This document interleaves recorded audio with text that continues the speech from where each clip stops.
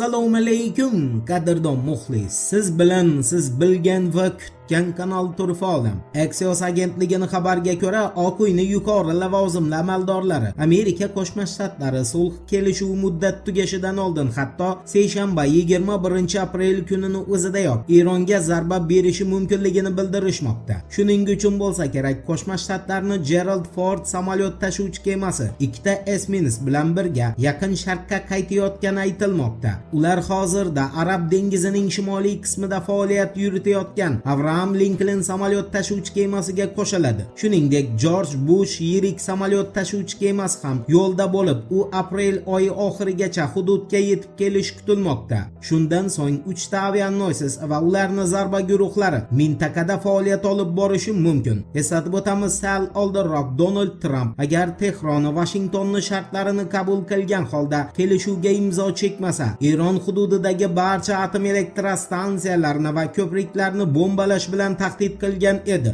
Eronning IRNA axborot agentligiga ko'ra, Amerika Qo'shma Shtatlarining ortiqcha va asossiz talablari, pozitsiyalarini tez-tez o'zgarishi, doimiy ziddiyatlar hamda sulh kelishuvini buzish deb baholanayotgan davom etayotgan dengiz blokadasi, shuningdek tahdidli bayonotlar hozirgacha muzokaralar taraqqiyotini sekinlashtirmoqda. Bunday sharoitda samarali muzokaralar o'tkazish uchun aniq imkoniyatlar ko'rinmayapti. Amerika Qo'shma Shtatlari tomonidan tarqatilayotgan xabarlar esa axborot o'yini bo'lib, Eronga bosim o'tkazish maqsadidagi ayblovlar o'yiniga mos keladi. Eron prezidenti Mas'ud Pezeshkianning o'z bayonotida aytishicha, muzokaralar jarayonida va sulh davrida Amerika Qo'shma Shtatlari tomonidan amalga oshirilayotgan tajovuzkor va asossiz qoidabuzarliklar davom etmoqda. Amerika Qo'shma Shtatlarining Eronga qarshi dengiz blokadasini joriy etish bo'yicha provokatsion harakatlari kelishuvni ochiqdan-ochiq buzilish hisoblanadi va vaziyat o'zgarmaydigan bo'lsa, Tehron Washingtonning ushbu qadamlariga qurol bilan javob berishga majbur bo'ladi.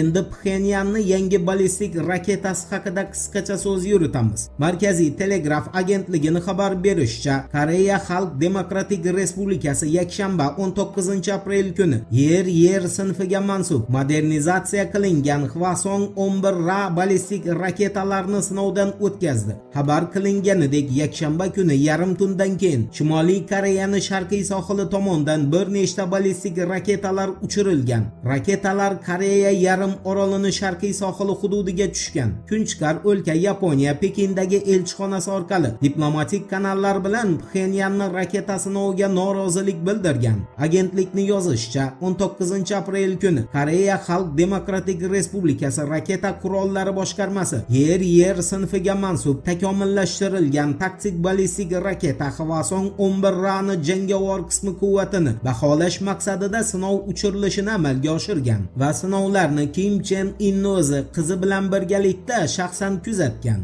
Endi Ukrainaning arab davlatlari bilan harbiy texnika borasida imzolagan shartnomalar haqidagi xabarga to'xtalamiz. Union agentligiga ko'ra, Vladimir Zelenskiy o'z bayonotida Ukrainaning Saudiya Arabistoni, Birlashgan Arab Amirliklari va Qatar bilan imzolagan 10 yillik kelishuv to'g'risida ma'lumot bergan. Zelenskiyga ko'ra, Yaqin Sharqni yana 11 davlati Kiyev bilan hamkorlikka qiziqish bildirmoqda. Uni ma'lum qilishicha, Ukraina xorijiy sheriklar bilan qurol eksport qilish va dronlarni hamkorlikda ishlab chiqarish bo'yicha yana kamida 10 ta kelishuv imzolaydi. Gap ishlab chiqarish liniyalarini ham Ukrainada ham xorijda yo'lga qo'yish, yangi texnologiyalarni birgalikda ishlab chiqish va sheriklar tomonidan investitsiyalar kiritish haqida bormoqda. Eslatib o'tamiz, Times agentligining xabariga ko'ra, Irlandiya hukumatı bir yil ichida taxminan 16 ming nafar ukrainalik qochqinlarni mehmonxonalarga joylashtirish bo'yicha shartnomalarni bekor qilishni rejalashtirmoqda. Bu orqali mehmonxonalarni yana turizm sohasiga qaytarish va qochqinlarni mustaqil integratsiyasini rag'batlantirish maqsad qilingan. Irlandiya migratsiya vaziri Colin Brophyga ko'ra, bu jarayonni Dublin 12 oy ichida yakunlaydi va Irlandiyadan ixtiyoriy ravishda chiqib ketgan har bir Ukraina fuqarosiga 2,5 ming yevro, har bir oilaga esa 10 ming yevro pul to'lab beriladi. Colin Brophyning bildirishicha, Dublin shu yo'l orqali mamlakatni ukrainalik qochqinlardan tozalamoqchi. Bu gapga esa tushungan tushundi. Voqealar rivojini birgalikda kuzatamiz. Turfa olam bilan qoling. Siz kerakli ma'lumotlar hali oldinda.